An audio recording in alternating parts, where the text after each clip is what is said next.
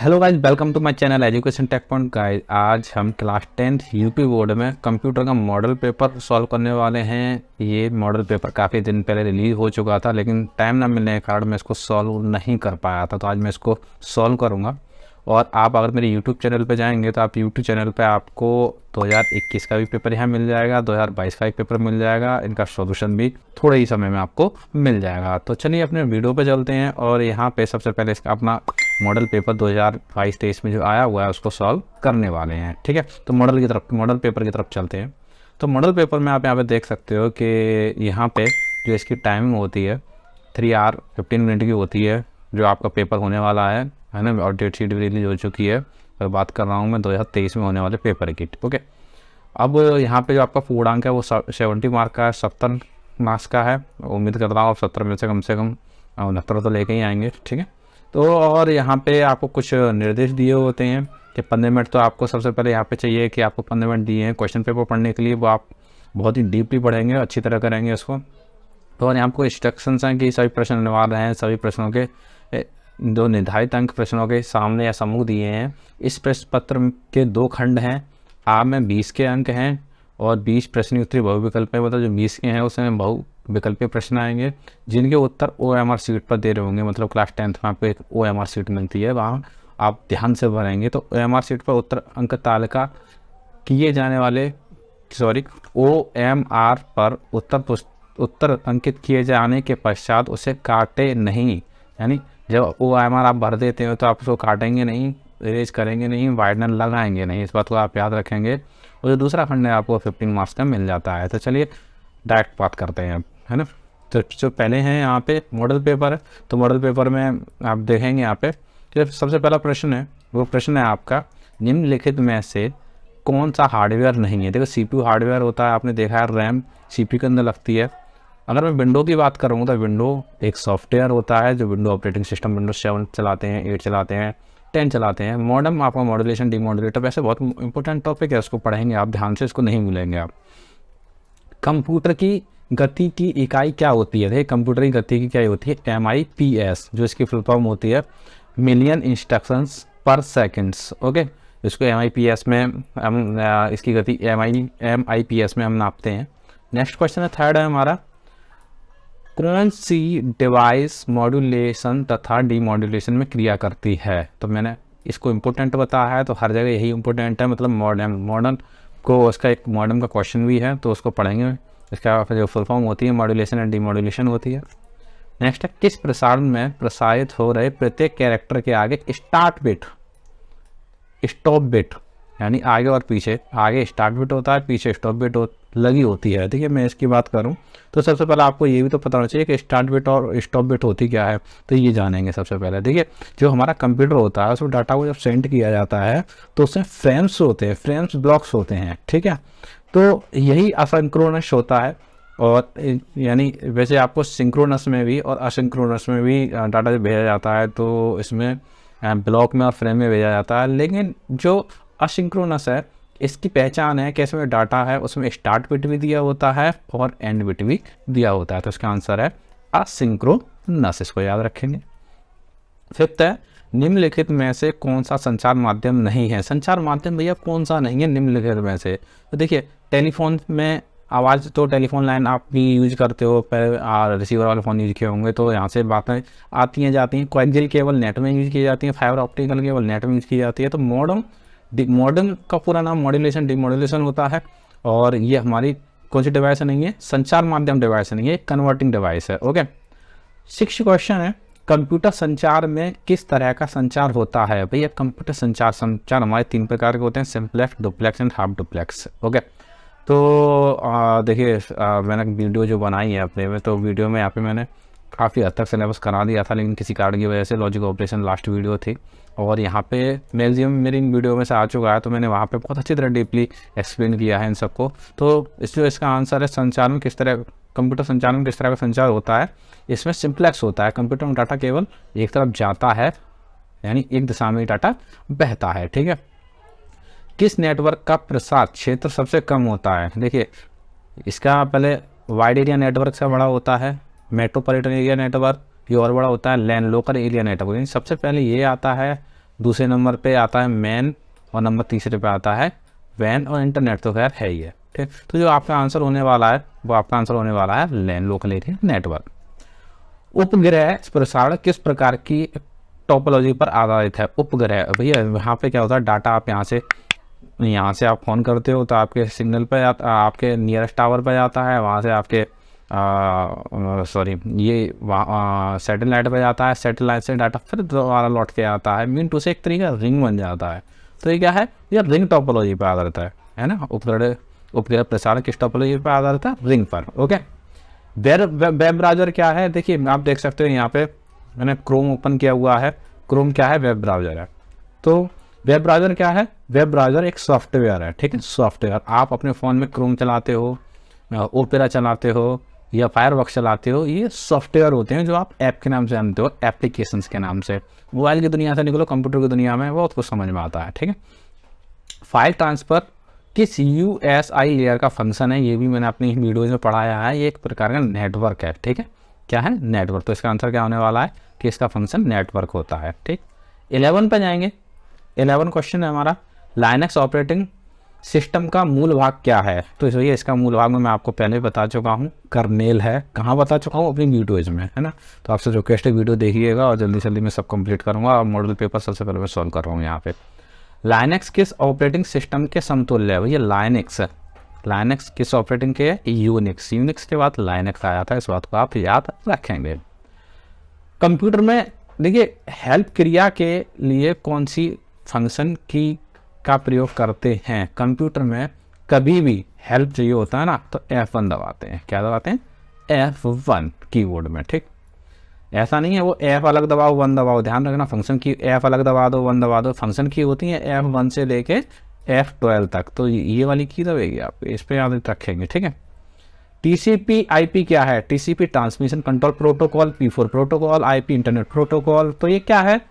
ये प्रोटोकॉल है भाई, ठीक है। चलिए, लाइनक्स में इंसर्ट मोड से कमांड मोड में जाने के लिए किस की का प्रयोग करते हैं? मैंने इसके ऊपर एक वीडियो बनाई है, इसमें एस्केप की का यूज़ करते हैं। मैंने सारा प्रैक्टिकल करके दिखाया है आप लोगों को, टेंशन लेने की जरूरत नहीं है यहाँ तक। लाइनक्स में कैट कमांड के द्वारा क्या होता है? कैट कमांड के द्वारा फाइलों को देखा जा सकता है, उनके अवयवों को पढ़ा जा सकता है। नेक्स्ट बाइनरी संख्या 1010 का डेसिमल मान है। तो इसको मैंने सॉल्व किया हुआ है, यहाँ पे आप देख सकते हो कि यहाँ पे आप देखेंगे 1010 का मान कैसे निकालते हैं। वो ऐसे निकालते हैं, फिर इन सबको लिख लेंगे एक एक करके। 1 को मैंने यहाँ लिख लिया, 0 को मैंने यहाँ लिख लिया, फिर 1 को मैंने यहाँ लिख लिया और फिर 0 को मैंने यहाँ लिख लिया।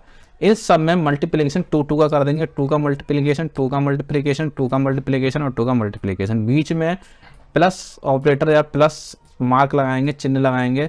फिर इन सब के ऊपर स्टार्टिंग से जो घात रखते हैं वो 0 से रखते हैं, ध्यान रखना। तो 0 और इस पर एक एक इंक्रीज करते जाते हैं, 1 2 3। अब देखिए यहाँ पे देखेंगे, यहाँ 2 को 3 टाइम लिखेंगे। तो मैंने 2 को 3 टाइम लिख लिया।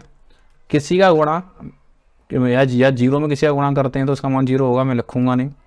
यहाँ पे 2 की पावर 1 है, मतलब 2 की पावर 1 है, मतलब यहाँ पे 2 को एक बार लिखेंगे तो 1 गुणा 2, मतलब 1 दूनी 2, 2 हो जाएंगे। तो मैंने यहाँ पे लिख दिया। थर्ड है यहाँ पे 0, तो कोई मतलब नहीं, 0 गुणा किसी में करेंगे तो 0 ही आने वाला है। तो यहाँ पे जो इसका मान आने वाला है 2 दूनी 4 दूनी 8 प्लस यहाँ पे 2, इन दोनों को जोड़ देंगे तो क्या आने वाला है आपके सामने?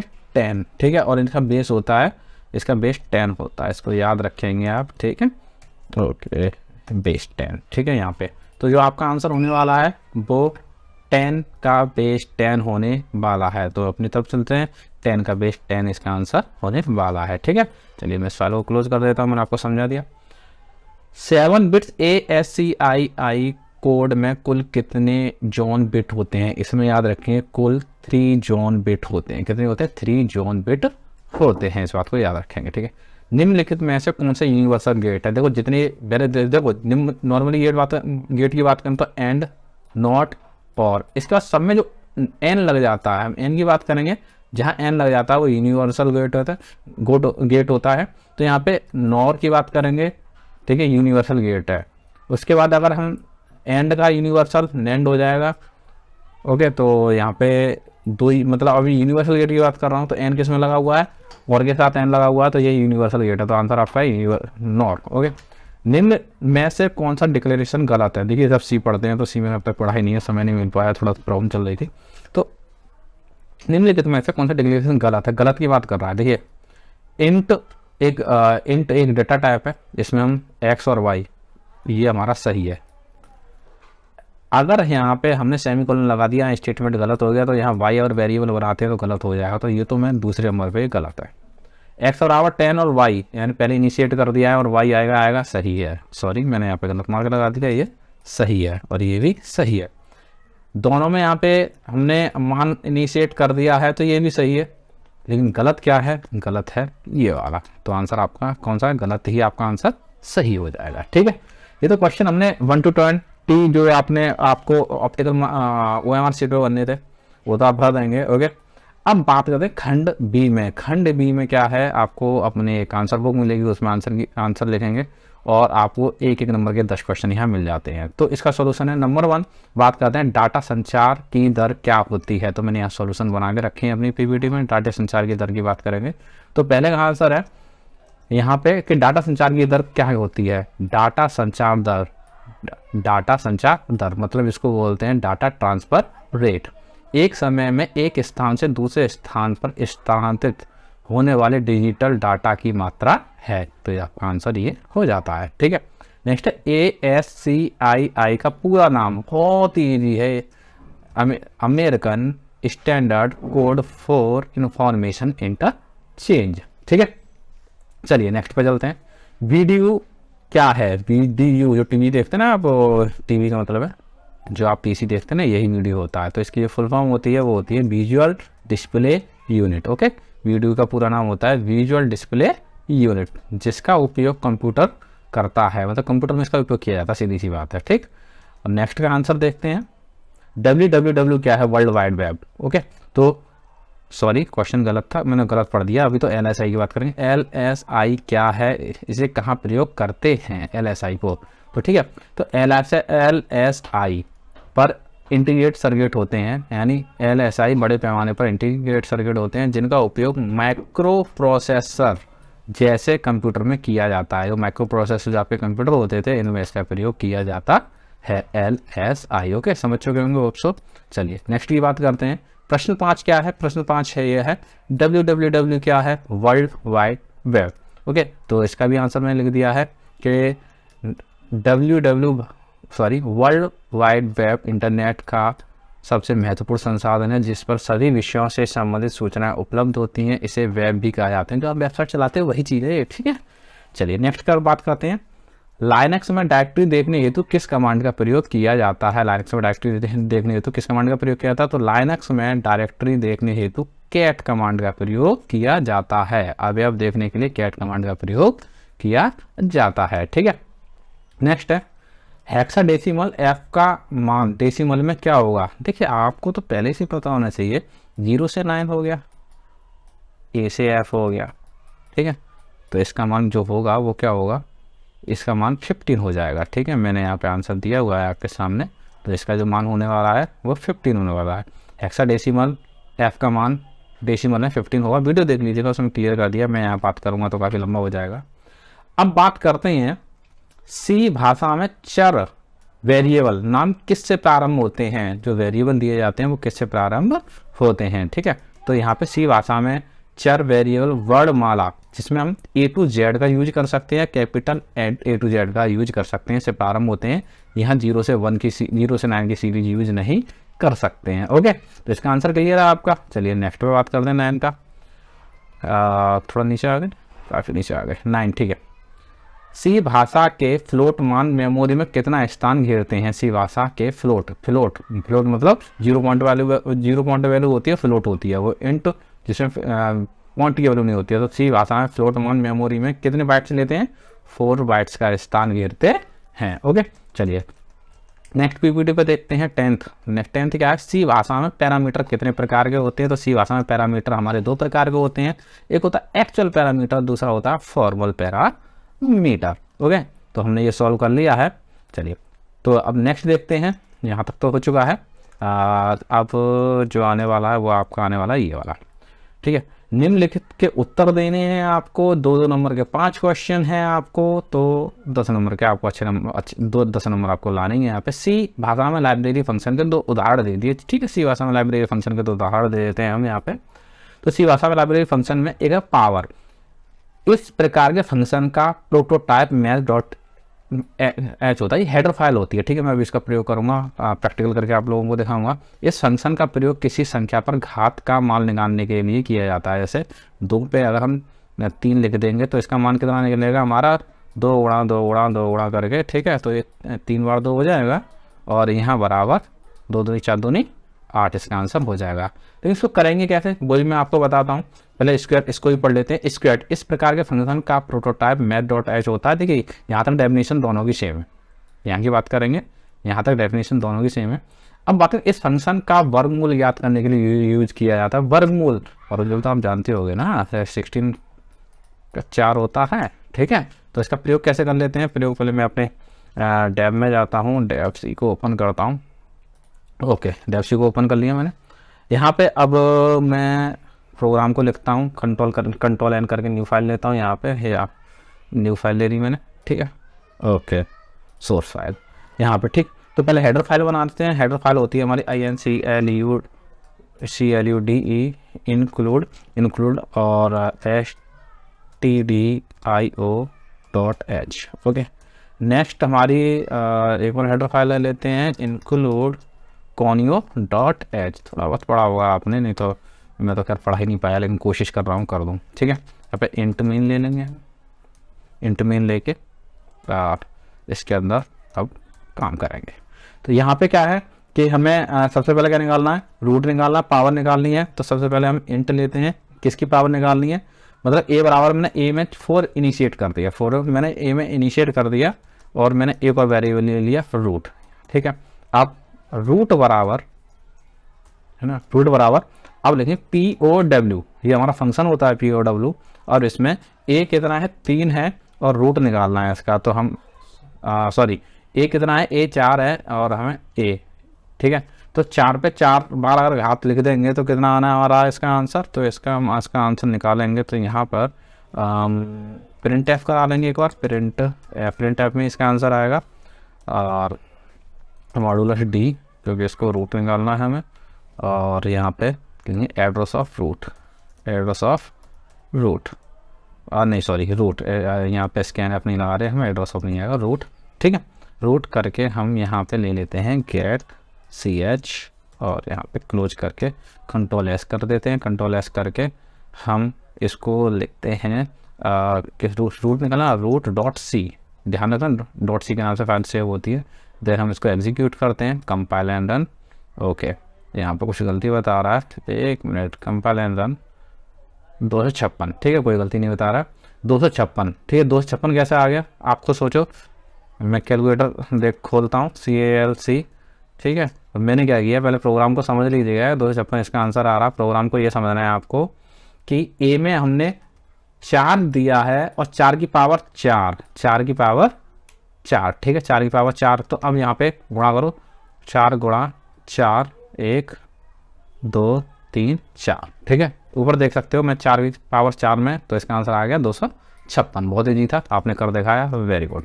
चलिए, तो पहला तो हो चुका है। दूसरा क्या था, स्क्वायर, मतलब 16 के 4। तो स्क्वायर का हम एग्जांपल ले लेते हैं। स्क्वायर का एग्जांपल लेने के लिए हमें ज़्यादा कुछ नहीं करना, सेम टू सेम वहीं पर रहना है। इंट ए बराबर 25 का मान निकालने वाले हैं, ठीक है। 16 का निकालो, बार मैं 16 का एग्जाम्पल दे रहा हूँ। और यहाँ पे एक वेरिएबल, चलो रूट ही छोड़ देता हूँ, कोई दिक्कत नहीं है। वैसे SQ लिख लो, कोई बात नहीं है, SQ। तो यहाँ भी SQ करोगे आप, ठीक है। अब यहाँ पे आपका जो फॉर्मूला है वो है SQRT है। उसके अंदर किसका निकालने वाले हो, ए का निकालने वाले हो, ओके। अब यहाँ पे भी आपका जो वेरिएबल SQRT हो जाएगा, SQ, ओके। वेरिएबल जो आपको मैंने जो रखा है यहाँ पे वही तो रखा जाएगा वेरिएबल, ठीक है। चलिए, अब मैं इसको रन कराता हूँ। अब मैं एग्जीक्यूट रिबिल्ड कर दूँ पहले इसको, कोई दिक्कत ना हो। अब कंपाइल कराता हूँ इसको, आप देख सकते हो जिसका आंसर आ गया 4, चौके 4 चौक 16। अब मैं यहाँ पे सोचिए, अगर मैं यहाँ पे 81 कर दूँ तो ये किसका रूट है, 9 का। रन कराते हैं, execute, compile and run. Okay 9 आपका आंसर आ गया है। होप सो कि आपके समझ में आया होगा। ठीक है, इसको मिनिमाइज कर देता हूँ, वापस चलता हूँ। ओके, नेक्स्ट क्वेश्चन क्या है, नेक्स्ट क्वेश्चन पढ़ते हैं, अपने पीडीएफ में जाते हैं। आपको ये समझ में आ गया। लिनक्स ऑपरेटिंग सिस्टम में कर्नेल को समझाइए, सबसे इंपॉर्टेंट पार्ट है कर्नेल, आपको याद कर लेना है, छोड़ना नहीं है। ठीक है, मैक्सिमम टाइम आया ये कर्नेल। तो चलिए, लिनक्स ऑपरेटिंग सिस्टम में कर्नेल बात नहीं, कर्नेल लाइनक्स का मुख्य भाग होता है। कर्नेल देखिए, लाइनक्स हो या फिर कोई पीसी हो, कर्नेल हमेशा ही मुख्य भाग होता है। आप सिर्फ कार समझेंगे, आप समझ में आ जाएगा। कंप्यूटर के हार्डवेयर को नियंत्रित करने के लिए, कंप्यूटर में जो हार्डवेयर होते हैं रैम रोम को नियंत्रित करता है तथा मशीन स्तर पर कार्य करता है। कर्नेल का सीधा संबंध उपयोगकर्ता से होता है। देखिए, आपके फ़ोन में भी कर्नेल है, आप अपने फ़ोन में सर्च करेंगे कर्नेल आपको मिलेगा उसके हार्डवेयर में, क्योंकि कोऑर्डिनेशन बनाता है यूजर के बीच में, मतलब आपके और हार्डवेयर के बीच में। बल्कि यह उपयोगकर्ता द्वारा सेल को दिए गए आदेश को ट्रांसलेट करता है। जो आपको आदेश देते हो, जो आप आदेश देते हो सेल को दिए जाते हैं, मशीन भाषा में करके उन्हें एग्जीक्यूट करता है। देखिए, मशीन भाषा 0101। अगर आप पूछते हो, कोई भी क्वेश्चन पूछते हो कि 1 + 1 कितना हुआ, तो और उसने मशीन भाषा में अपना आंसर दे दिया तो आप नहीं समझ पाओगे। तो इसलिए कि इसके ह्यूमन लैंग्वेज में उसको आंसर देता है, उसको एग्जीक्यूट करता है। कर्नेल होप से समझ में आ गया होगा आपके। नेक्स्ट है सी, नैंड और नॉर गेट, यूनिवर्सल गेट आ गया आपके सामने। संकेत बनाकर उनकी सत्य सारणी लिखें। ये भी कर लेते हैं, क्या दिक्कत है। तो नैंड गेट, नैंड गेट को पहले समझिए, एंड से क्या बना है, नैंड गेट। तो समझेंगे इसको। नैंड को हम नॉट एंड का संक्षिप्त रूप तो समझते हैं, नॉट उल्टा हो जाता है, ध्यान रखिए। नैंड गेट एंड गेट तथा नॉट गेट का एक मिश्रित रूप है। एक नैंड गेट 2 या 2 से अधिक इनपुट प्राप्त करता है और एक आउटपुट प्रदान करता है। हमेशा आउटपुट एक ही आएगा, याद रखना। नैंड गेट को हम एंड गेट का पूरक मुख कहते हैं, अपोजिट। उदाहरण है ए नैंड बी, मतलब इसका जो मार्क होता है ना, वो होता है उसका एंड में नोट लगा दिया है मैंने। ठीक है, तो आगे में इसको क्या, इसको और भी एक्सप्लेन करना है। नैंड गेट आपके सामने ही होता है, ध्यान रखेंगे इसको। इसमें क्या होता है, नैंड गेट का एक टेम्पल की तरह बना होता है। किसकी तरह, एक टेम्पल की तरह बना होता है, और इसमें एक गोल सा रखा होता है, छोटा सा वाला जो मैंने यहाँ पे गोल बनाया है ना, ये उल्टा कर देता है इसको। तो एंड गेट, तो क्या हुआ, एक इनपुट ए हो गया, बी इनपुट ए हो गया। अब इन दोनों को नैंड का मतलब होता है मल्टीप्लिकेशन, ए इंटू का मल्टीप्लिकेशन करेंगे, और जो नोट है वो नोट ऐसे भी डिनोट करते हैं और बाहर से भी नोट डिनोट करते हैं। ओके, होप सो समझ में आ गया होगा। या फिर सीधे एंड गेट बना दो और उसके नोट लगा दो। ठीक है, नोट का सिंबल बना दो। प्लीज़ वीडियो देखिएगा, समझ में आ जाएगा। ठीक है, मैंने ये वीडियो आपको बनाई हुई है, मैं एक बार फिर चैनल पे लेके चलता हूँ। यहाँ पे मैंने ये डाटा रिप्रेजेंटेशन, ये गेट वेट लॉजिक ऑपरेशन से मैंने आपको करा दिया है। लॉजिक ऑपरेशन वाला मैं लास्ट टाइम करा चुका हूँ इसको, तो आप पढ़ेंगे, बहुत ईजी है, फ्री के मार्क्स मिल जाते हैं आपको यहाँ पे। ठीक है, चलिए आगे बात करते हैं।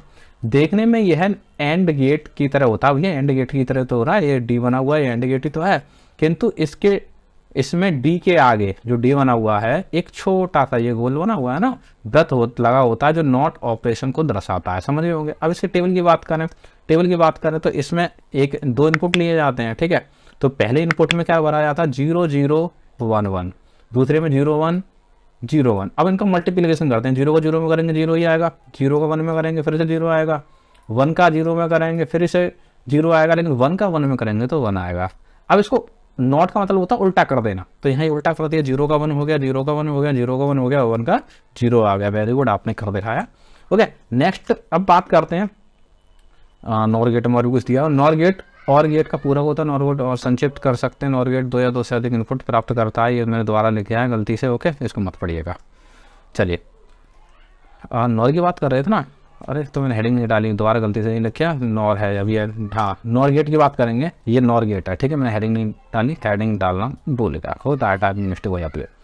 नॉर गेट और गेट का पूरा होता है। देखिए, ओवर अलग हो गया, एन अलग हो गया। ठीक है, नॉर को हम नॉट प्लस और का संक्षिप्त रूप कह सकते हैं। एक नॉर गेट 2 या 2 से अधिक इनपुट प्राप्त करता है और एक आउटपुट प्रदान करता है, तो ये तो करेगा ही, आउटपुट तो एक ही होगा।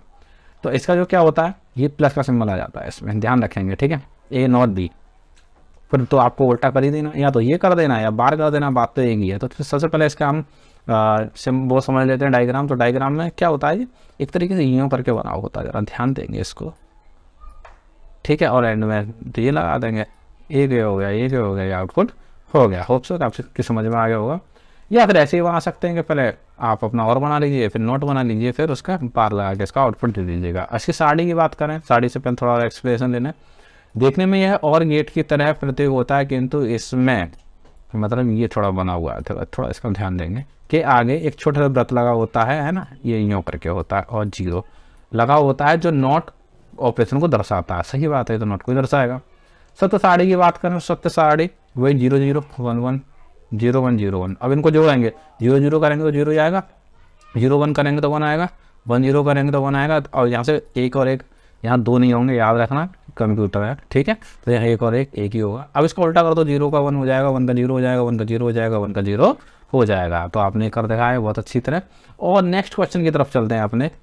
डी है प्राथमिक संचार मॉडल का रेखा चित्र बनाइए। प्राथमिक संचार मॉडल मोस्ट इंपोर्टेंट है भाई, तो प्राथमिक संचार मॉडल को कहाँ छोड़ेंगे, उसका भी हम बना देंगे, ठीक है।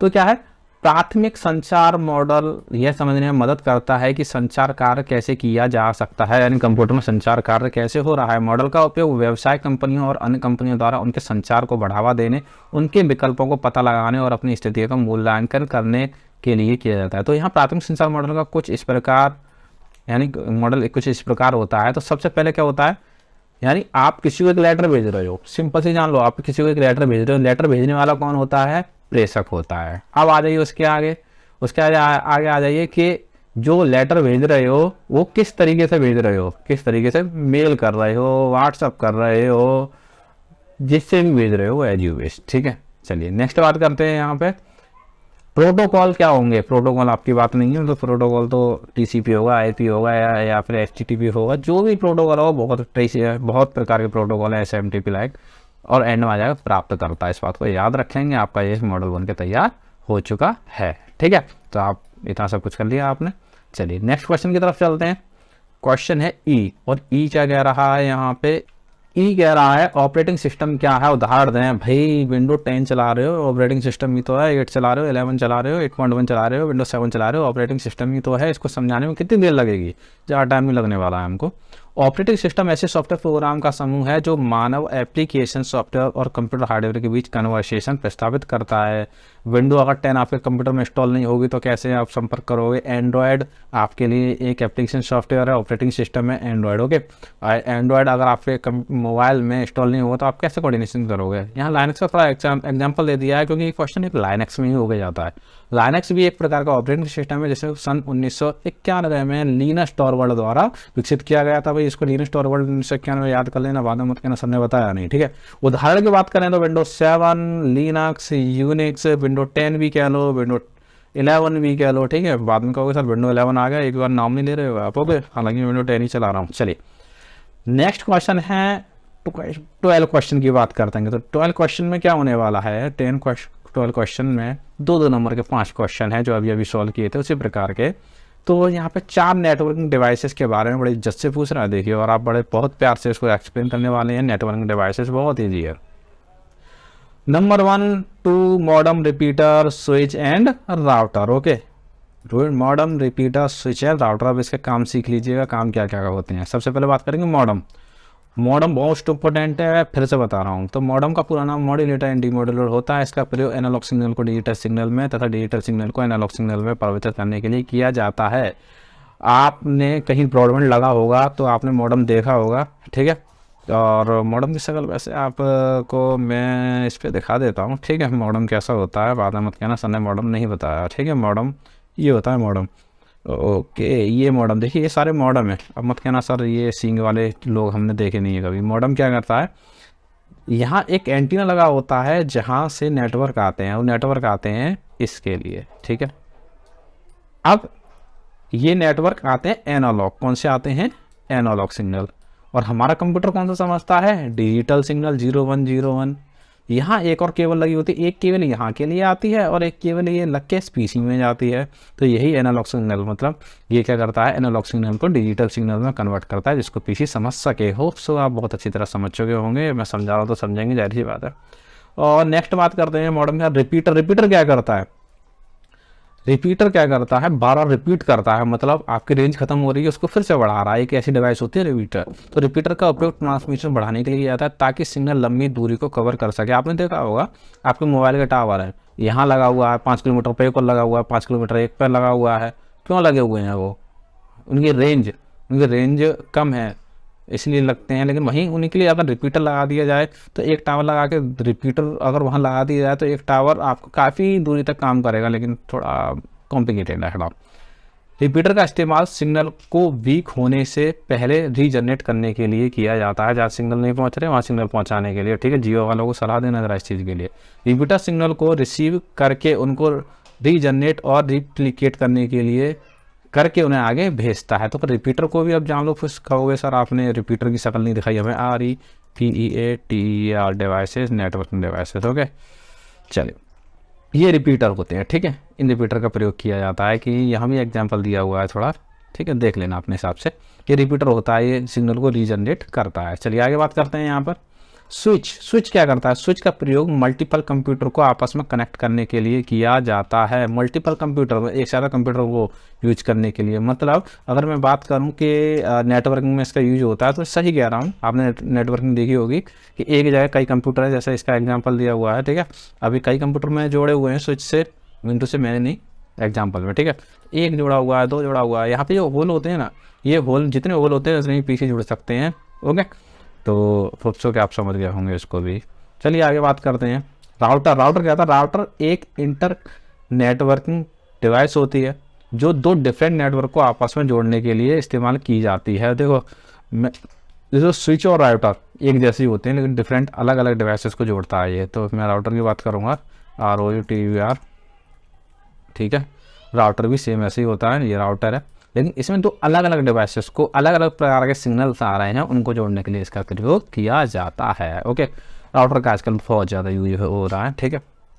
अब बात करते हैं नेक्स्ट क्वेश्चन की। नेक्स्ट क्वेश्चन है फायरवॉल क्या है? इसी तरह काम करता है, इसका उपयोग लिखें, ठीक है। ये भी इम्पोर्टेंट सा ही है। फायरवॉल क्या है? फायरवॉल कंप्यूटर को सुरक्षा प्रदान करता है। मैंने कहा एंटीवायरस इसी तरह काम करता है, जो या तो सॉफ्टवेयर या फिर हार्डवेयर आधारित हो सकता है। मतलब हार्डवेयर को भी मैनेज करता है, सॉफ्टवेयर को भी मैनेज करता है। इसका प्राथमिक उपयोग इनकमिंग तथा आउटगोइंग नेटवर्किंग ट्रैफिक को डाटा पैकेट विश्लेषण द्वारा नियंत्रित करता है, मतलब इसको नियंत्रित करता है। और एंटीवायरस में ज़्यादा समझिएगा इसको, ठीक है। तो नेक्स्ट क्वेश्चन क्या है हमारा? नेक्स्ट क्वेश्चन सी है मॉडम। ये मॉडम ना पीछे छोड़ा भैया आपका। मॉडम का परिचय देते हुए इसकी उपयोगिता बताएं। भैया मॉडम का उपयोग तो बिल्कुल बताएंगे, भैया मॉडम क्यों नहीं बताएंगे, ये तो इंपॉर्टेंट है। फिर से वही डेफिनेशन जो पढ़ चुके हैं। मॉडम एक नेटवर्क डिवाइस मॉडम है। इसका पूर्ण नाम मॉड्यूलेटर डिमॉड्यूलेटर होता है। इसका प्रयोग एनालॉग सिग्नल को डिजिटल सिग्नल तथा डिजिटल सिग्नल को एनालॉग सिग्नल में परिवर्तित करने के लिए किया जाता है, ठीक है। चलिए डी को पढ़ते हैं इसको। डी क्या? फाइबर ऑप्टिकल केबल का परिचय दीजिए। हाँ, इसको पढ़ना बहुत जरूरी है भैया। आप फ़ोन चला रहे हो और इतनी स्पीड से नेट, आप 4G चला रहे हो, 5G आने वाला है, कई कंट्री में आ चुका है। क्यों आ रहा है भाई? ये तो जानिए थोड़ा। वही सबसे बड़ा इस हाथ है इसके ऊपर फाइबर ऑप्टिकल केबल का। तो फाइबर ऑप्टिक केबल फाइबर संचार का आधुनिक साधन है, यानी आजकल इसी को यूज किया जा रहा है। इसका प्रयोग अधिकांशतः इंटरनेट सुविधा उपलब्ध कराने के लिए किया जाता है। अभी और आगे पढ़ेंगे, अगली PPT पे और भी लिखा हुआ है मैंने। ऑप्टिकल फाइबर केबल पतला व लचीला माध्यम होता है। यह प्रकाशीय किरण को ग्रहण करके उसका चालन कर सकता है। ऑप्टिकल फाइबर में केवल कांच के बाल जैसे ऑप्टिकल फाइबर में केवल ये थोड़ा ऑप्टिकल फाइबर केवल में नहीं है, थोड़ा है ना, केवल में यहाँ में आ जाएगा, ठीक है। में कांच के बाल जैसे महीन होते हैं। अभी मैं एग्जांपल बताऊंगा, देखो थोड़ा लैंग्वेज में थोड़ा प्रॉब्लम हो गई है लिखने में। इस केबल में दो परतें होती हैं जिन्हें क्रमशः कोड ट्रेडिंग कहते हैं। इसमें डाटा प्रेषण की क्षमता कोएक्सियल केबल से 10 गुना होती है। ये सबसे तेज है। कोएक्सियल केबल का भार फाइबर ऑप्टिक केबल से 20 गुना अधिक होता है। इसके बाद शक्ल देख लीजिएगा, ठीक है। ये शक्ल देख लिया आपने। अब देखिए इसका भार, ये काफ़ी बड़े बड़े होते हैं। समंदर में इनको फैलाया जाता है जिससे नेटवर्क में प्रॉब्लम ना हो, फास्ट चले। मैं जो बाल वाली लाइन है ना, बाल वाली ये लाइन है जो छोटे छोटे बाल है ना, तो इसका साइज के ये क्या होता है, ये इस बाल के तरीके से महीन होते हैं ये, ठीक है। चलिए आगे चलते हैं। आगे क्या बात कर रहे हैं? आगे बात कर रहे हैं प्रश्न ईमेल क्या है? आज आप लोग बहुत सुन रहे हैं भाई ईमेल कर देना मुझे ये वाली चीज़, तो ईमेल तो पढ़ना जरूरी है ना। ईमेल क्या है? इसके प्रचलन का कारण बताइए। ये सबसे तेज है, सबसे प्रचलन तो सबसे बड़ा यही है ना इसका। चलिए पढ़ लेते हैं ईमेल को। ईमेल एक इलेक्ट्रॉनिक मेल है जिसमें संदेशों को इलेक्ट्रॉनिक माध्यम से भेजा जा सकता है। ईमेल, ई कॉमर्स, ई वेबसाइट, जहाँ ई लगा है इलेक्ट्रॉनिक होता है, तथा प्राप्त भी किया जा सकता है। ईमेल जाते भी हैं आते भी हैं। ईमेल आज इतना प्रचलित इसलिए है क्योंकि लंबी दूरी पर संवाद करने का सबसे आसान और सस्ता तरीका बन गया है, और यहाँ पैसे भी नहीं लगते। कितनी अच्छी बात है ना, पैसे नहीं लगते ईमेल में, ठीक है। तो यहाँ तो हमने इतना मैटर ख़त्म कर चुके हैं। अब आ जाइए नेक्स्ट में, ठीक है। ज़्यादा पेपर नहीं बचा है, आप बोर हो गए होगे पढ़ते पढ़ते, पढ़ना ज़रूरी है, एग्ज़ाम पास में है। तो ये है 3 into 4 मतलब 3 क्वेश्चन है, 4 नंबर के, 4 तिया 12। ओके, बिट क्या है, निबल, बाइट, वर्ड व वर्ड लंबाई को समझाइए। बहुत ही स्टार्टिंग का चैप्टर है ये बिट वाला। चलिए बिट समझ लेते हैं। पहले बात समझते हैं बिट। 0 और 1 जो हम पढ़ चुके हैं को बिट कहते हैं, इसे बाइनरी डिजिट भी कहते हैं। बिट समझ गए। अब बात करते हैं निबल क्या होता है। 4 बिट्स के समूह को एक निबल कहते हैं। 4 बिट्स से 4 बिट मिल जाती हैं, उसको एक निबल कहते हैं। बाइट किसे कहते हैं, 8 बिट्स के समूह को बाइट कहते हैं। मैंने लाइन में लगा के रखा है, बिट्स, निबल और बाइट। फिर उसके बाद चलते हैं हम वर्ड। वर्ड क्या होता है, 4 बाइट के समूह को वर्ड कहते हैं। मैंने असेंडिंग ऑर्डर में इसको लिख रखा था। वर्ड लेंथ की बात करते हैं, इनकी वर्ड लेंथ, लेंथ का मतलब आप समझ रहे होगे, इसकी लंबाई नापना। कंप्यूटर वर्ड की मतलब अर्थात वह कितने बाइट से मिलकर बना है, यानी तो कंप्यूटर वर्ड को हम वर्ड लेंथ कहते हैं। सीधी सी बात है, कंप्यूटर वर्ड की नहीं है, यहाँ से इसको काट दीजिए। कंप्यूटर वर्ड को वर्ड लेंथ कहते हैं, सिंपल सी बात है, ठीक है। चलिए नेक्स्ट देखते हैं। एक छोटी लाइन और दी थी, बिट, निबल और बाइट के मध्य संबंध निम्न प्रकार से प्रदर्शित कर सकते हैं। 8 बिट 2 निबल, 2 निबल बराबर 1 बाइट। मैंने इसको मतलब सबसे बड़ा बिट होता है, उसके नीचे निबल होता है, उसके नीचे बाइट होता है, ठीक है। मैंने इसको संबंध इसको घोषित कर दिया है, ठीक है। तो उसको तरह ध्यान ना देके आपको ध्यान देना है इसकी पूरी डेफिनेशन पे, ठीक है। ट्रुथ टेबल क्या है, बहुत ही अच्छा क्वेश्चन है। फिर से आ गया, 2 उदाहरण देके समझाइए। ट्रुथ टेबल के उदाहरण तो 2 क्या 10 भी दे दोगे आप ना, फिर भी कम है, ठीक है। चलिए पढ़ते हैं इसको। सत्य सारणी। सत्य सारणी एक ऐसी सारणी है जिसमें लॉजिक वेरिएबल की सभी संभावित मानों को तथा उनके संयोजक के उत्पन्न सभी परिणामों को उत्पन्न किया जाता है, जिसमें ट्रू मतलब 1 और फॉल्स मतलब 0 को ट्रुथ वैल्यूज कहते हैं। देखिए आपके टीवी का रिमोट होगा, टीवी के रिमोट में आपके एक गोल सा मार्क होगा, इसके बीच में 1 लिखा होगा, इसको आपने देखा होगा, मतलब एक, और इसी से आप ऑन ऑफ करते हो, तो ऑन का मतलब 1, ऑफ का मतलब 0। ओके, चलिए आगे समझते हैं इसको क्या कह रहा है। a प्लस बी की सत्य सारणी। पहले a प्लस बी को सत्य सारणी में ले लेते हैं, तो सिंपल सा 2 वेरिएबल ले लिए, इसका आंसर दे दिया। तो पहले में हमेशा 0 1 0 सॉरी पहले में हमेशा 0 0 1 1, दूसरे में 0 1 0 1, इनको जोड़ देते हैं। 0 0 0 होगा, 0 1 1 होगा, 1 0 1 होगा और 1 1 भी 1 होगा, एक और एक 2 नहीं होंगे। सेकंड का उदाहरण लेते हैं, मल्टीप्लिकेशन कर देते हैं a इंटू बी की सत्य सारणी। तो मीन टू से फिर से वही 0 0 1 1 0 1 0 1, सिंपल से जो हमने क्लास फर्स्ट में पढ़े थे भैया। 0 का गुणा 0 में करोगे 0 आएगा, 0 का गुणा 1 में करोगे 0 आएगा, 1 का गुणा 0 में करोगे 0 आएगा, और 1 का मल्टीप्लिकेशन 1 में करोगे तो 1 आएगा। क्या छोटी छोटी बातें यार आप लोगों के लिए। चलिए सी प्रश्न है हमारा, निम्नलिखित से क्या तात्पर्य है, फंक्शन से क्या तात्पर्य है, बीसीडी से क्या तात्पर्य है, और सब रूटीन से क्या तात्पर्य है। तो इनका भी तात्पर्य हम आपको समझा ही देते हैं, सी की बात है यहाँ पे। फंक्शन क्या होता है, प्रोग्राम को छोटे छोटे भागों में विभाजित करता है जो किसी विशेष ऑपरेशन या कार्य के उद्देश्य को पूरा कर सके, फंक्शन कहलाता है। ये फंक्शन छोटे छोटे होते हैं। फंक्शन जैसे कि इफ फंक्शन है, कई सारे फंक्शन है ना, बहुत सारे फंक्शन है। तो यहाँ पे हम बात करते हैं अगले फंक्शन अगर फंक्शन की बात करूँ तो पूरी वीडियो ये 1-2 घंटे की हो जाएगी, ठीक है। इसी की बात है बीसीडी। बीसीडी का पूरा नाम होता है बाइनरी कोडेड डेसिमल। इस प्रक्रिया में प्रत्येक कैरेक्टर को एक डेसिमल नंबर दिया जाता है, फिर उस डेसिमल नंबर को प्रत्येक डिजिट को 4 बिट बाइनरी में परिवर्तित कर एक कोड उत्पन्न किया जाता है, जिसे कैरेक्टर विशेष हेतु मेमोरी में स्टोर किया जाता है।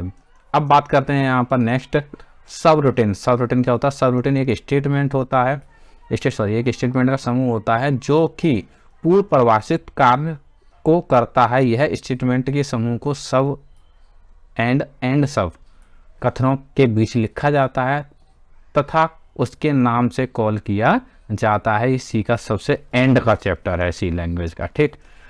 नेक्स्ट क्वेश्चन क्या है, ये तो हो गया। फिर से भैया 8 नंबर का एक क्वेश्चन है, देखो एंड पे आप आ गए, बहुत अच्छी बात है। 8 नंबर का एक क्वेश्चन है, काफ़ी मेहनत कर रहे हैं आप लोग। नेटवर्क की व्याख्या कीजिए अथवा इसकी व्याख्या कीजिए अथवा इसकी कीजिए। वाह यार, 3 क्वेश्चन दे दिए, ऐसे आया तो ये कहाँ होगा तुम पे। चलो खैर, मैं तीनों को सॉल्व करा रहा हूँ। तो फिर नेटवर्क की व्याख्या करनी है आपको। तो नेटवर्क क्या है, आपस में जुड़े हुए कंप्यूटर के समूह को नेटवर्क कहा जाता है यदि आपस में सूचनाओं का आदान प्रदान कर सकें। देखिए कंप्यूटर आपस में जुड़ तो गए, लेकिन क्या हो रहा है, सूचनाएं ना तो आ रही हैं ना जा रही हैं, इसका कोई मतलब नहीं, मतलब आदान प्रदान हो उनमें। नेटवर्क कंप्यूटर को आपस में सूचना, संदेश, प्रोग्राम तथा संसाधनों की हिस्सेदारी करने का अवसर प्रदान करते हैं। अब या की बात करें, यानी मैं दूसरी लैंग्वेज की बात कर रहा हूँ, कंप्यूटर नेटवर्क की। नेटवर्क स्वतंत्र लेकिन आपस में जुड़े कंप्यूटरों का समूह है। 2 या 2 से अधिक कंप्यूटर आपस में जुड़े हुए तभी कहलाते हैं यदि वे डाटा और सूचनाओं को लेन देन संबंधी कार्यों को सक्षम हो। ठीक है, ये तो हो गई नेटवर्क में। अब बात करते हैं कंप्यूटर नेटवर्क के प्रकार। कंप्यूटर नेटवर्क हमारे कितने प्रकार के होते हैं, 3 प्रकार के होते हैं। तो इसको हम जान लेते हैं। Number 1 local area network, number 2 metropolitan area network, number 3 wide area network. तो इनके बारे में पढ़ लेंगे। लॉन्ग क्वेश्चन है तो लॉन्ग की तरह आंसर देना देखो आप लोगों को, ठीक है। लोकल एरिया नेटवर्क, तो लोकल एरिया नेटवर्क क्या होता है, मैंने डायग्राम समझाया है आपको। लोकल एरिया नेटवर्क एक सीमित क्षेत्र के अंदर जुड़े कंप्यूटरों का नेटवर्क होता है। लोकल एरिया नेटवर्क जैसे मैं बात करूँ कि आपका घर में, स्कूल में, ये लोकल एरिया नेटवर्क होते हैं। इनका क्षेत्र एक इमारत अथवा एक परिसर जो कुछ किलोमीटर तक फैला हो सकता है, जैसे यूनिवर्सिटी होती है। लोकल एरिया नेटवर्क का उपयोग कुछ मुख्य रूप से किसी संगठन द्वारा किया जाता है जो संगठन के अंदर आंकड़ों द्वारा सूचना को आदान प्रदान करता है, ठीक है। आपने कई जगह देखा होगा, सिंपल सी बात है, जैसे कि कई पीसी रखे हुए हैं, ठीक है। मैं सिंपल सा एग्जांपल बता रहा हूँ। और यहाँ पे एक प्रिंटर रखा हुआ है। अभी कई पीसी बैंक में अक्सर देखने मिलेगा कि प्रिंटर देंगे तो इसी प्रिंटर से प्रिंट हो जाएगा। ये एक नेटवर्किंग का रूप है, लोकल एरिया नेटवर्क, ठीक है। अब इसकी कुछ विशिष्ट बात करेंगे हम यहाँ पे। तो विशेष बातें हैं, पहले इसकी लोकल एरिया नेटवर्क एक इमारत या लगभग 1 से 1.5 किलोमीटर के क्षेत्र में कार्य करता है। यह किसी एक संगठन के द्वारा उपयोग में लाया जा सकता है। लोकल एरिया नेटवर्क की लागत सामान्यतः कम होती है, कम पैसे लगते हैं इसमें। इसके द्वारा संसाधनों की साझेदारी और आंकड़ों तथा सूचनाओं का आदान प्रदान करता है। अभी मैंने एक एग्जाम्पल दिया था, एक प्रिंटर से 5 कंप्यूटर प्रिंट दे रहे हैं, तो इस सूचनाओं की साझेदारी है, इसमें पैसे की बचत बहुत होती है भाई। इसमें आंकड़ों की संचालन गति 100 Mbps होती है से 2 Gbps हो सकती है, बहुत तेज है। इसमें डाटा संचरण में गलती की संभावना काफ़ी कम होती है। देखिए जितने कम कंप्यूटर होंगे वहाँ उतनी ही गलती की संभावना खत्म हो जाती है। दूसरा मेट्रोपॉलिटन एरिया नेटवर्क, यह किसी महानगर की अनेक इमारतों में से रखे कंप्यूटरों को आपस में जोड़ता है। देखिए पहले के वक्त में, मैं डिश टीवी का एग्जाम्पल दूँ, पहले के वक्त में क्या होता था कि एक ऑपरेटर होता था, वो क्या करता था कि आपके घर पे की डिश टीवी के कनेक्शन प्रदान करता था और मंथली कुछ चार्ज लेता था। तो मेट्रोपॉलिटन एरिया नेटवर्क का सीधा तार था, ठीक है। इसका आकार लोकल एरिया नेटवर्क की तुलना में बड़ा होता है। इस प्रकार के नेटवर्क में कंप्यूटर की संख्या लोकल एरिया नेटवर्क के कंप्यूटरों की संख्या से अधिक होती है। सीधी सी बात है, एक बिल्डिंग और एक शहर, एक बिल्डिंग में तो कम कंप्यूटर आएंगे, शहर में ज़्यादा आएंगे, ठीक है। तो इसकी कुछ खास बातों की बात करें हम, इसका डायग्राम कुछ ऐसा होता है, ठीक है। ये मेट्रोपॉलिटन मतलब इतने यानी कितने बिल्डिंगों को जोड़ रखा है, मतलब पूरी सिटी को कवर कर रखा है, सब एग्जाम्पल है उसके। तो इसकी विशेषता बात करें हम, मेट्रोपॉलिटन एरिया नेटवर्क का भौगोलिक क्षेत्रफल एक महानगर के बराबर होता है। यह किसी एक संगठन के एक शहर में फैली कई कार्यालयों को नेटवर्क द्वारा जोड़ने में उपयोग में लाया जाता है। मेट्रोपॉलिटन एरिया नेटवर्क की लागत लोकल एरिया नेटवर्क की तुलना में अधिक होती है, जाहिर सी बात है। यहाँ नेटवर्क केवल फलाना ढंग बुद्धि लगानी पड़ेगी, काम करने पड़ेंगे, डिवाइस लगाने पड़ेंगे, लागत ज़्यादा हो जाएगी। यह किसी संस्था में आंकड़ों द्वारा सूचनाओं के आदान प्रदान में उपयोग लाया जाता है। देखो आदान प्रदान तो होगा, देखो सीधी सी बात तो ये है। वाइड एरिया नेटवर्क की बात करें, यह एक सार्वजनिक नेटवर्क है। आप वाइड एरिया नेटवर्क यूज़ कर रहे हैं डेली टू डेली, आपको पता होना चाहिए। इनका भौगोलिक क्षेत्र व संपूर्ण विश्व है। इसका कार्य क्षेत्र कई महाद्वीपों तक फैला है तथा यह एक देश के कंप्यूटरों को दूसरे देश के कंप्यूटरों से जोड़ने में उपयोग लाया जाता है। जो ईमेल है, ईमेल यही तो वजह है ईमेल वाइड एरिया नेटवर्क। वहाँ मतलब एक्सटर्नल दृष्टि से हजारों किलोमीटर दूर स्थित कंप्यूटरों की नेटवर्किंग को वाइड एरिया नेटवर्क कहते हैं। वाइड एरिया नेटवर्क में 2 या 2 से अधिक लोकल एरिया नेटवर्क को जोड़ा जाता है। लोकल एरिया नेटवर्क क्या लैन और मैन दोनों को जोड़ा जाता है, सीधी सी बात है। इंटरनेट इसी नेटवर्क का एक उदाहरण है जो आज सबसे प्रचलित और लोकप्रिय है, ठीक है। तो पूरे विश्व में जुड़े हुए हैं, इस पिक्चर को देख लीजिएगा और आगे पढ़ लीजिएगा। वाइड एरिया नेटवर्क में भौगोलिक क्षेत्र की कोई सीमा नहीं होती, सीधी सी बात है। पूरी दुनिया फैला पड़ा है, कहाँ भौगोलिक क्षेत्र देखेंगे यहाँ पे हम। वाइड एरिया नेटवर्क को स्थापित करने तथा प्रयोग में लाने में काफ़ी लागत लगती है। पूरे देश को जोड़ने में कितनी लागत लग रही है आप समझ रहे होंगे। इसमें आंकड़ों का संचरण की गति 56 kbps, ठीक है, होती है, से 155 mbps हो सकती है। चलिए नेक्स्ट बात करते हैं। इसमें डाटा प्राप्त करने में कुछ अधिक समय लगता है, सही बात है। नेटवर्क सर्वर डाउन है तो कहाँ डाटा तेजी प्राप्त हो रहा है, ठीक। यह कई संस्थानों द्वारा सहायक के रूप में उपयोग किया जाता है। इसमें डाटा संचरण में गलती की संभावना लोकल एरिया नेटवर्क की तुलना में अधिक होगी। बड़ा काम हो तो गलती तो जाहिर सी बात होगी ना। अथवा ईमेल, ईमेल मतलब वो कह रहा है कि ये समझाइए, या फिर इसमें से ईमेल को समझाइए, www को, प्रोटोकॉल को, सर्च इंजन को, तो चारों को एक साथ समझा देता हूँ, ठीक है। ईमेल अभी भी पढ़ा था लास्ट टाइम भी। इंटरनेट सबसे अधिक उपयोग की जाने वाली सेवा इलेक्ट्रॉनिक मेल या संक्षेप में ईमेल कहें। इलेक्ट्रॉनिक मेल एक ऐसा इलेक्ट्रॉनिक संदेश है जो किसी नेटवर्क में विभिन्न कंप्यूटरों के मध्य भेजा और प्राप्त किया जाता है। ईमेल के बारे में आप ऐसे ही जानते हो कि आप कहीं भी बैठे बैठे मेल भेज सकते हो। इसमें आप ऑडियो, वीडियो, डॉक्यूमेंट, एक्स्ट्रा कई सारी चीज़ें भेज सकते हो। ईमेल का उपयोग व्यक्तियों या व्यक्तियों के समूह के मध्य जो भौगोलिक रूप से हजारों मील दूर भी हो सकते हैं, लेकिन संदेश भेजने में किया जाता है। ईमेल द्वारा हम चित्र भेज सकते हैं, मतलब इमेज भेज सकते हैं, वीडियो भेज सकते हैं, है ना, और फाइलों को भेज सकते हैं। ये थोड़ा गलत लिखा है, ये फाइल है, ठीक है। फाइलों को भेज सकते हैं और ये को भेजा जा सकता है। ईमेल भेजने के लिए एक एड्रेस की आवश्यकता होती है जो भेजने वाले तथा मेल प्राप्त करने वाले दोनों के पास होना चाहिए। आपने देखा होगा @gmail.com आप भेज रहे हो, आपके पास ही होना चाहिए, सामने वाले के पास भी होना चाहिए। ईमेल भेजने के लिए प्रमुख सॉफ्टवेयर जैसे माइक्रोसॉफ्ट आउटलुक एक्सप्रेस आदि का प्रयोग किया जाता है। ईमेल सेवा जीमेल, याहू मेल आदि के द्वारा फ्री में उपलब्ध होती है, ठीक है। ईमेल, अब इसको लॉगिन करने के लिए क्या करेंगे। ईमेल लॉगिन करने के लिए सर्वप्रथम एक ब्राउज़र के सर्च बार में ईमेल की सुविधा देने वाली वेबसाइट जीमेल, याहू आदि को एंटर करेंगे। मैं प्रैक्टिकल करा देता हूँ इसका, तो आपको ज़्यादा सहूलियत हो जाएगी और आपको अच्छा भी लगेगा। यानी आप मैंने से ब्राउज़र खोला हुआ है, यहाँ पे मैं जीमेल डाल देता हूँ सीधे सीधे। आप देखो सर्च बार में gmail.com डाल देता हूँ, ठीक है, एंटर कर देता हूँ। जीमेल डालते ही कुछ ऐसा ओपन हो जाएगा। तो मैं यहाँ पे अपना ईमेल आईडी डाल देता हूँ, educationtech1@gmail.com।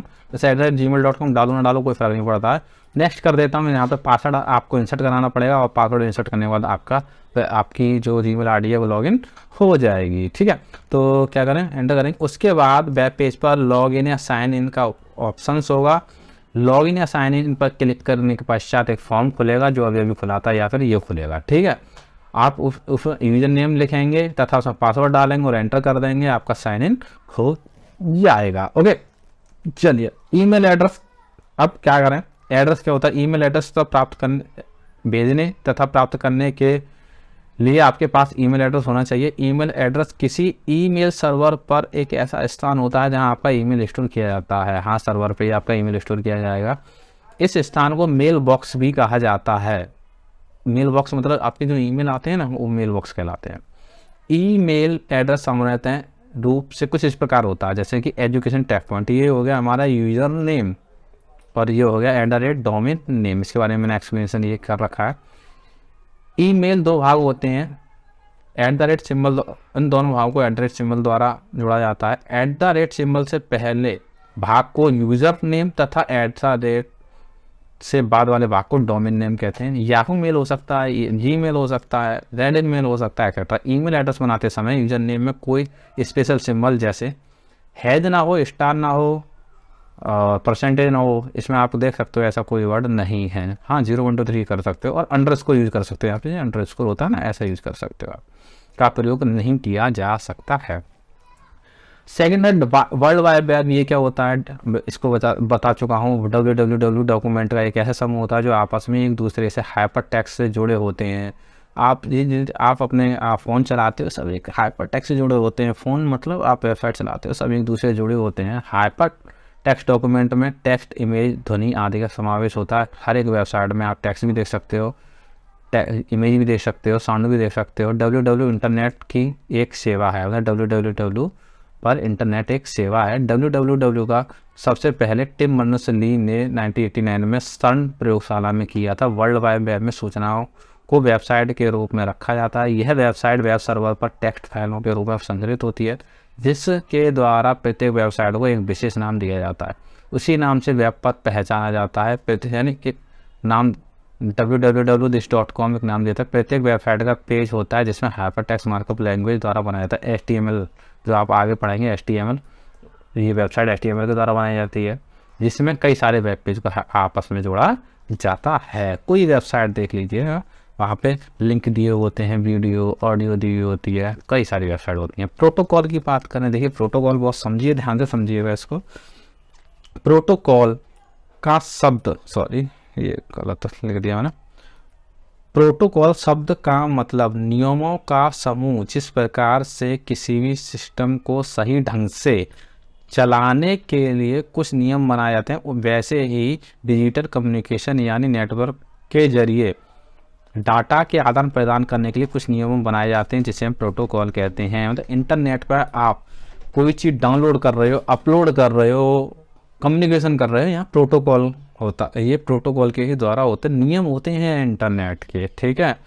The set of the rules is called protocol, ये नियम है। प्रोटोकॉल निम्नलिखित प्रकार के होते हैं। Number 1, TCP transmission control protocol. इसका पूरा नाम, इसका काम इंटरनेट पर डाटा ट्रांसफ़र करने के लिए किया जाता है। मतलब एक जगह से डाटा जाता है, वहाँ TCP का यूज़ किया जाता है। वीडियो आप भेजते हो, ये TCP ट्रांसमिशन कंट्रोल प्रोटोकॉल है। यह डाटा को छोटे छोटे पैकेट में विभाजित करके नेटवर्किंग के जरिए डेस्टिनेशन तक सेंड कर देता है, जहाँ इसे वापस जोड़ लिया जाता है। देखिए आप वीडियो डाउनलोड कर रहे हैं तो आपको नहीं पता होता, लेकिन छोटे छोटे पैकेट्स बन के आते हैं इसके, ठीक है, धीरे धीरे डाउनलोड होते हैं। जैसे ये सारा डाटा आपके पास आ जाता है, ये सबको एक जगह जोड़ देता है, तब जाके आपकी वीडियो चलती है। कभी कभी आपने देखा होगा कि एंड में एरर आ गया, ये एरर के आते ही पूरी फाइल क्या होगी, चलेगी नहीं। फाइल तो आ जाएगी, आपकी GB में दिखाएगी, मतलब उसका साइज तो आपको दिखाएगा, लेकिन यहाँ पर वो चलेगी नहीं, क्योंकि पूरा प्रोटोकॉल नहीं आया। तो अब आप समझ सकते हो कि TCP क्या काम करता है कि आपको एक जगह से डाटा दूसरी जगह जाता है, छोटे छोटे पैकेट में बांट देता है और बाद में उनको जोड़ देता है, ठीक है।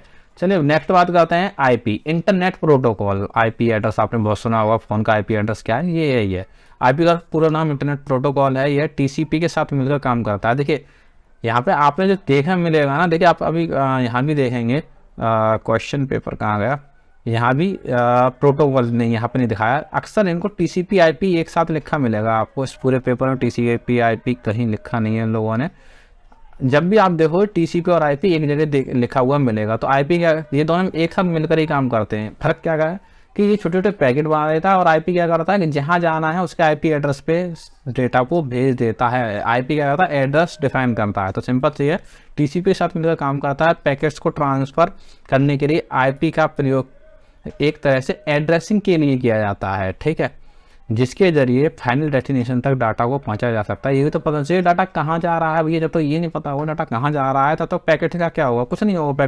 पैकेट जाने के लिए पहले IP एड्रेस का पता होना जरूरी है। मतलब आप एक ईमेल, अगर आपके पास ईमेल एड्रेस है तो आपको ये तो पता चाहिए कि ईमेल एड्रेस कि किसका ईमेल है, डेस्टिनेशन तो पता होना चाहिए ना।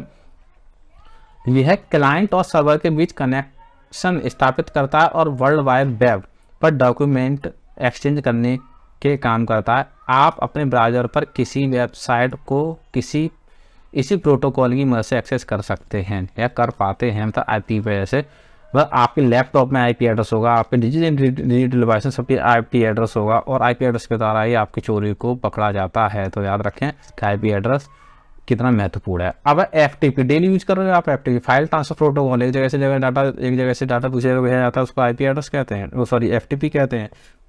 तो FTP के द्वारा क्या होता है, इसका यूज क्लाइंट और FTP फाइल सर्वर के बीच फाइल ट्रांसफ़र करने के लिए किया जाता है। किसी अन्य मेथड की अपेक्षा FTP द्वारा तेज गति से फाइल ट्रांसफ़र किया जाता है। ध्यान रखिएगा कि एक जगह से दूसरी जगह डाटा जा रहा है, तो यहाँ फाइल ट्रांसफ़र प्रोटोकॉल यूज हो रहा है। ये तीनों प्रोटोकॉल की कहानी इस तरीके से मैं आपको बता दी है। अब लास्ट का मतलब है कि सर्च इंजन एक्सप्लेनेशन है, उसके बाद एक कोडिंग है, कोडिंग करके वीडियो का एंड हो जाएगा, ठीक है। सर्च इंजन क्या है, सर्च इंजन को पहले समझेंगे आप। सर्च इंजन क्या होता है, सर्च इंजन एक सॉफ्टवेयर होता है जो एक ऐसा सॉफ्टवेयर होता है जिसके द्वारा इंटरनेट से इच्छा अनुसार सूचनाओं को सर्च किया जाता है। सर्च इंजन के लिए मैं आपको बता दूं कि आपको पहले एक Microsoft Edge browser, Chrome browser, इनकी आवश्यकता होती है। जब तो ब्राउज़र नहीं होगा तब तो सर्च इंजन काम नहीं करेगा। सबसे पहले सर्च इंजन का निर्माण एमसी गिल यूनिवर्सिटी में 1990 में आरंभ हुआ था। यह एक यूज़र फ्रेंडली इंटरफेस है जिसके माध्यम से यूज़र इंटरनेट और प्रोग्राम तथा सूचनाओं का आदान प्रदान कर सकता है। वर्तमान में इंटरनेट पर कई सर्च इंजन उपलब्ध हैं। कुछ सर्च इंजन जैसे कि गूगल, याहू, अल्टा विस्टा, ये आपके सर्च इंजन ही तो हैं जिसमें आप डेली काम करते हो, और डेली काम करते हो फिर भी आपको इतनी तरह समझाना पड़ रहा है कि सर्च इंजन क्या होता है। चलिए, तो सर्च इंजन तो क्लियर हो चुका है, लेकिन एक लास्ट क्वेश्चन और बचा है। भाई लास्ट क्वेश्चन को तो हम देखेंगे ना। लास्ट क्वेश्चन ये बचा है इसमें, सी भाषा में एक प्रोग्राम को लिखें जो 20 संख्याओं को इनपुट करे। 20 संख्या को इनपुट करे मतलब हम यहाँ पर 20 संख्याएं दे रहे हैं, मतलब 1 2 3 जो भी है, ठीक है। और उनको आरोही क्रम में चढ़ते हुए असेंडिंग ऑर्डर में आप इसको लिखेंगे। मतलब जैसे आपने 10 लिख दिया, 5 लिख दिया, 2 लिख दिया, उनको असेंडिंग ऑर्डर में लिखना है तो 2 5 10 ऐसे करके लिखा आ जाए, ठीक है। तो इसके लिए एक प्रोग्राम बनाना है, तो प्रोग्राम मैंने पहले से बना के रखा हुआ है आपके लिए, ओके। क्योंकि मैं अगर उसको बनाऊंगा वीडियो काफ़ी लेंथी हो चुकी है और भी लेंथी हो जाएगी। यहाँ पे सबसे पहले एक हेडर फाइल ली जाती है आपको। सी में एक हेडर फाइल हमेशा ली जाती है, C++ में हेडर फाइल ली जाती है। इंटर में स्टार्ट करेंगे। अब हमें क्या चाहिए, हमें चाहिए यहाँ पर कुछ वेरिएबल चाहिए। अब सबसे पहले एरे हमारा कहाँ तक चलेगा, एरे का क्वेश्चन है सॉर्टिंग। एरे हमारा 20 नंबर को हमें इनपुट कराना है। एक आई वेरिएबल लिया, जे लिया, टेम्प लिया है। क्यों लिया है मैं अभी बताऊँगा। सबसे पहले मैं यहाँ पे बात करूँगा कि यहाँ प्रिंट एफ दिया है क्योंकि आपको 20 नंबर एंटर कराने हैं। तो 20 नंबर एंटर कराने के लिए एक लूप चलाया जाएगा। जो आई है वो आई 0 से चले और कब तक चले, 20 तक चले। और एक ऐड हो, मतलब एक असेंडिंग होता जाए, मतलब मीन टू से कभी आई, या मैं कहूँ यहाँ पे अभी आई लेस देन 20 है तो क्या होगा, लूप चलेगा। यहाँ पे एक प्लस हो जाएगा उसमें और 1 लेस देन 20 है वो सही है, फिर एक प्लस हो जाएगा। जब 20 लेस देन 20 हो जाएगा तो ये कंडीशन फॉल्स हो जाएगी, तो ये लूप टूट जाएगा। और ये लूप टूट जाएगा तो वो अगले लूप में जाएगा। तो नेक्स्ट लूप में जाने के लिए हमें ये क्या चाहिए, असेंडिंग ऑर्डर चाहिए। असेंडिंग ऑर्डर में चाहिए तो हमें एक लूप फिर से वही लगाएंगे कि 20 टाइम तक के लिए चले। लेकिन यहाँ पर एक इंडेक्सिंग की बात करें तो यहाँ पे एक इंडेक्सिंग, यहाँ पे जैसे एक इंडेक्सिंग बना लेते हैं कि छोटी सी इंडेक्सिंग बना लेते हैं। 1 2 3 4 1 2 3 4 5 कॉलम हो गए। अब इसमें मैंने कोई नंबर फिलअप किया है, 3 किया है, 8 किया है, या 2 किया है, या 4 किया है, या फिर मैंने 10 किया है, ठीक है। इनको असेंडिंग ऑर्डर में लगना है। तो इसका एड्रेस की मेमोरी एड्रेस लोकेशन की बात करें तो अभी ये 0 पे है, ये 1 पर है, ये 2 पे है, ये 3 पर है और ये 4 पर है, ठीक है। तो यहाँ पर अभी जो आई चलना है तो अभी 20 टाइम चलना है। लेकिन यहाँ पे जे की बात करें तो यहाँ पर अभी आई कितना है, 0 है। लेकिन 0 के अब मैंने यहाँ पे एक और जे लूप लगाया। जे लूप क्या करा कि i+1 करे, i+1 करे मतलब जे लूप यहाँ तक चले, ठीक है। जे लूप यहाँ पर तक चले। अब जे लूप एंड में जैसे कि यहाँ आई अगर यहाँ पे जाएगा तो जे लूप क्या हो जाएगा, जे लूप तो बिल्कुल एंड में आई ख़त्म हो जाएगा। तो जब ख़त्म हो जाएगा तो मतलब यहाँ पे हमने 20 से नीचे तक का दे दिया है। तो यहाँ तक कहाँ तक चले लूप जहाँ तक चले ए आई, मतलब ए आई लेस देन हो ए जे तक, ये लूप यहाँ तक चले। नेक्स्ट बात करते हैं यहाँ पे कि हमने एक मेमोरी लोकेशन दे दी है। मीन से एक खाली वेरिएबल दे दिया था। ये स्वैपिंग का प्रोग्राम है। स्वैपिंग का प्रोग्राम ऐसे है कि ये 2 8 3 4, ठीक है। तो यहाँ पे एक टेम्प वेरिएबल दे दिया, और एक टेम्प वेरिएबल है, और ये दे दिया मैंने आई दे दिया, ठीक है। वो अभी कह रहा है कि यहाँ पे कि अगर मैंने कंडीशन लगाई है, इसमें मैंने कंडीशन लगाई है अगर आई बड़ा है जे से, अगर आई जे से बड़ा है तो ठीक है, कंडीशन सही है। अगर आई जे से बड़ा नहीं है, मतलब यहाँ कंडीशन चली जाए कि यहाँ बड़ा नहीं है, तो स्वैप कर देगा ये वैल्यू को। क्या कर देगा, ये वही में स्वैप कर देगा। 3 इधर ले आएगा, 8 इधर ले आएगा, तो ये वैल्यू स्वैप हो जाएगी। इसको यहाँ पे स्वैपिंग प्रोग्राम होता है हमारा, ठीक है। सी लैंग्वेज की ये चीज़ है। ये स्टेप बाय स्टेप पढ़ेंगे तो आपको पूरी समझ में आ जाएगा। जब ये पूरा लूप चल जाएगा, यहाँ तक कंप्लीट हो जाएगा, स्वैपिंग करता रहेगा, तो एंड में जाके आपको क्या मिलेगा, प्रिंट एफ करके सारी एलिमेंट को प्रिंट कराना है, और कितनी बार प्रिंट कराना है, जितनी बार इनपुट लिया था उतनी बार हमें प्रिंट कराना है फॉर लूप से, ठीक है। और उसके बाद रिटर्न 0 करके आप इसका आउटपुट देख लेंगे। तो मैं अब इसको प्रोग्राम को रन कराता हूँ, एग्जीक्यूट कराता हूँ, कंपाइल एंड रन कराता हूँ, ठीक है। और यहाँ पे मैं एंटर जाता हूँ 20, 19, 18, 17, 16, 15, 14, 13, 12, 11, 10 नहीं हो पाया, कोई बात नहीं, फिर से 10, 9, और 9 के बाद 8, 7, 4, 5, 6 हो गया, और 1, 3। अगर 20 एलिमेंट हो जाएंगे तो ऑटोमेटिक असेंडिंग में आ जाएगा। जैसे ही मैंने एंटर किया 20 एलिमेंट हो गए तो असेंडिंग में आ गया, 1, 1, 3, 4, 5, 6, 7, 8, 9, 20। तो इस तरह आप क्या करेंगे कि यहाँ पर जब भी असेंडिंग का प्रोग्राम आए तो ऐसे असेंडिंग का प्रोग्राम बना देंगे। और थोड़ा अब मुझे समय मिलता है तो मैं सी लैंग्वेज की वीडियो पूरी डाल दूंगा, कोशिश करूंगा, ठीक है। तो इस तरह आपका पूरा का पूरा पेपर मैं सॉल्व कर दिया है यहाँ पे, ओके। अगर वीडियो आपको अच्छी लगी हो, तो सही लगी हो, तो प्लीज़ लाइक कीजिएगा, शेयर कमेंट कीजिएगा, ओके। और प्लीज़ चैनल को सब्सक्राइब करना मत भूलिएगा। So thank you for watching my video, मिलते हैं नेक्स्ट वीडियो में।